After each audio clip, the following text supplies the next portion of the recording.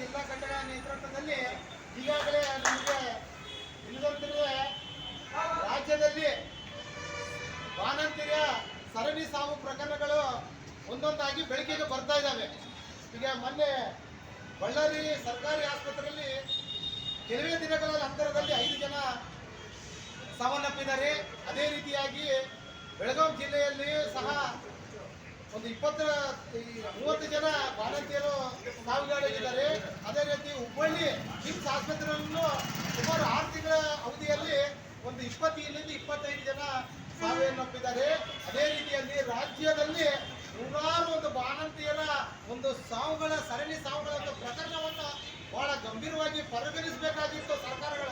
ಆದರೆ ಸರ್ಕಾರ ಏನು ಮಾಡಿದೆ ಅಂದರೆ ಒಂದು ಬೇಜವಾಬ್ದಾರಿ ಒಂದು ನಡೆಯಿಂದ ಇವತ್ತು ನೂರಾರು ಒಂದು ಹೆಣ್ಮಕ್ಳು ಬಾಣಂತಿಯರು ಇವತ್ತು ಜೀವವನ್ನು ಕಳೆದುಕೊಂಡು ಒಂದು ಎಷ್ಟೋ ಕುಟುಂಬಗಳು ಮತ್ತು ಮಕ್ಕಳು ಅನಾಥವಾಗಿ ಆಗಿದ್ದಾರೆ. ಇದಕ್ಕೆ ಯಾರು ಹೊಣೆಗಾರರು ಅಂತೇಳಿ ನಾನು ಒಂದೇ ಈ ಮೂಲಕ ನಾನು ಪ್ರಶ್ನೆ ಮಾಡ್ತಾ ಇದ್ದೀನಿ, ಪ್ರಶ್ನೆ ಕೇಳ್ತಾ ಇದ್ದೀನಿ.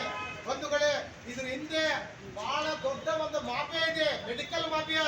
ಇದು ಮೊನ್ನೆ ವರದಿ ಬಂದಾಗ ಏನಿದೆ ಅದು ಯೋಗ್ಯವಲ್ಲದ ಔಷಧಿ ನೀಡಿದ್ರಿಂದ ಇವತ್ತು ನೂರಾರು ಬಾಣಂತರ ಸಾವಾಗಿದೆ.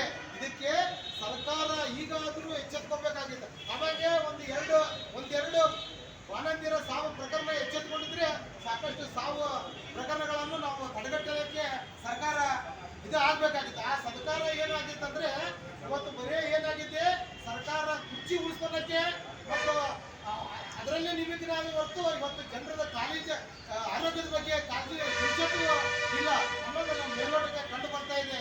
ಇದರಿಂದ ಔಷಧಿ ನಿಯಂತ್ರಣ ಮಂಡಳಿ ಅವರು ಯಾರಿಗೆ ಅದು ಅನುಮತಿ ಕೊಟ್ಟಿದ್ದಾರೆ ಅದ್ರ ಮೇಲೆ ತನಿಖೆ ಆಗಬೇಕು. ಅದಕ್ಕೋಸ್ಕರ ಇವತ್ತು ನಾವು ಜೈಭೀಮ ಸಂಘರ್ಷ ಸಮಿತಿ ವತಿಯಿಂದ ಇವತ್ತು ನಾವು ರಾಜ್ಯ ಸರ್ಕಾರಕ್ಕೆ ಮುಖ್ಯಮಂತ್ರಿಗಳಿಗೆ ಇವತ್ತು ನಾವು ಒಂದು ಧಾರವಾಡ ಜಿಲ್ಲಾ ಘಟಕದ ವತಿಯಿಂದ ಒಂದು ಮನವಿಯನ್ನು ಯಾಕೆ ಸಲ್ಲಿಸಿ ಒತ್ತಾಯ ಮಾಡ್ತೇವೆ ಅಂದರೆ, ಇದು ಸತ್ಯಾಸತ್ಯ ಬರಬೇಕಂದ್ರೆ ಇದು CBI ಅಂದ್ರೆ ಉನ್ನತ ತನಿಖೆ ಮಟ್ಟದ ತನಿಖೆ ಆದ್ರೆ ಮಾತ್ರ ಇದರಲ್ಲಿ ಯಾರ್ಯಾರು ಶಾಮೀಲಾಗಿದ್ದಾರೆ, ಯಾರು ತಪ್ಪಿಸಿದರೆ ಅವ್ರಿಗೆ ಉಗ್ರ ಶಿಕ್ಷೆ ಆಗಬೇಕು. ಅದೇ ರೀತಿಯಾಗಿ ಇವತ್ತು ಸರ್ಕಾರ ಮೊನ್ನೆ ಒಂದು ಬಳ್ಳಾರಿನಲ್ಲಿ 5 ಬಾಣಂತಿಯರಿಗೆ ಏನು ಸಾವು ಸಂಭವಿಸಿದೆ ಪ್ರಕರಣಕ್ಕೆ ಅವರಿಗೆ ಪರಿಹಾರ ಘೋಷಣೆ ನೀಡಿದೆ. ಅಷ್ಟು ಮಾಲಕ್ಕೆ ಸಾಲಬಹುದು. ಇದರಿಂದ ಯಾರಿದ್ದಾವೆ, ಯಾವುದಕ್ಕೋಸ್ಕರ ಅವರು ಬಾಣಂತಿಯರು ನಿರಂತರ ಸರಣಿ ಸಾವು ಸಂಭವಿಸ್ತಾವಿದೆ, ಅದಕ್ಕೆಲ್ಲ ಹೊಣೆಗಾರ ಯಾರು? ವೈದ್ಯಾಧಿಕಾರಿಗಳ ನಿರ್ಲಕ್ಷ್ಯನೋ ಅಥವಾ ಏನಾದ್ರು ಗ್ಲೂಕೋಸ್ನಲ್ಲಿ ಅದೇನೋ ಡೋಸ್ ಕೊಡ್ತಾ ಇದ್ದಾರೆ, ಅಲ್ಲಿ ಏನಾದ್ರು ಒಂದು ಎಡವಟ್ಟಾಗಿದೆ ಅಂದ್ರೆ ಅವರು ಯೋಗ್ಯವಲ್ಲದ ಔಷಧಿ ನೀಡಿದ್ರಿಂದ ಇದು ಸತ್ಯಾಸತ್ಯಗ ಒಂದು ಜನರಿಗೆ ಗೊತ್ತಾಗ್ಬೇಕಂದ್ರೆ ಒಂದು ತನಿಖೆ ಆಗಬೇಕು. ಆದ್ರೆ ಎಂತ ದೊಡ್ಡ ವ್ಯಕ್ತಿ ಇರ್ಬೋದು, ವೈದ್ಯಕೀಯರು ಇರ್ಬೋದು, ವೈದ್ಯಾಧಿಕಾರಿ ಇರ್ಬೋದು, ಒಂದು ಡಾಕ್ಟರ್ ಇರ್ಬೋದು. ಇವತ್ತು ಡಾಕ್ಟರ್ ಅಂದ್ರೆ ಏನಾಗಬೇಕಂದ್ರೆ ಒಂದು ದೇವ್ರು ಅಂತೇಳಿ ಭಾವನೆ ಅದು. ಇವತ್ತು ಜನರು ಎದುರ್ತಾ ಇದ್ದಾರೆ ಸರ್ಕಾರ ಆಸ್ಪತ್ರೆಗೆ ಹೋಗ್ಬೇಕಂದ್ರೆ.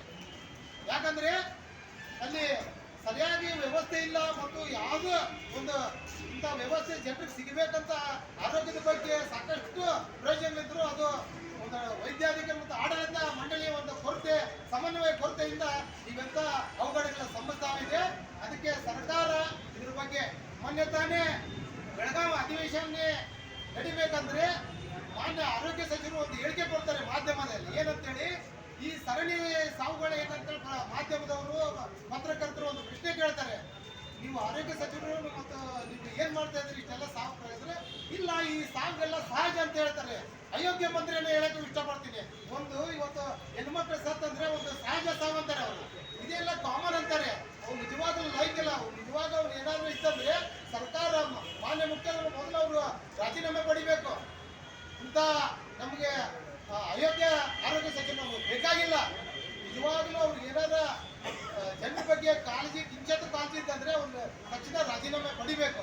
ಅದೇ ರೀತಿಯಾಗಿ ಏನು ಬರೇ ಬಳ್ಳಾರಿ ಜಿಲ್ಲಾ ಆಸ್ಪತ್ರೆಯಲ್ಲಿ ಕೇವಲ 5 ಜನಕ್ಕೆ ಪರಿಹಾರ ಘೋಷಣೆ ಮಾಡಿದ್ದಾರೆ. ರಾಜ್ಯದಲ್ಲಿ ನೂರಾರು ಮಹಿಳೆಯರು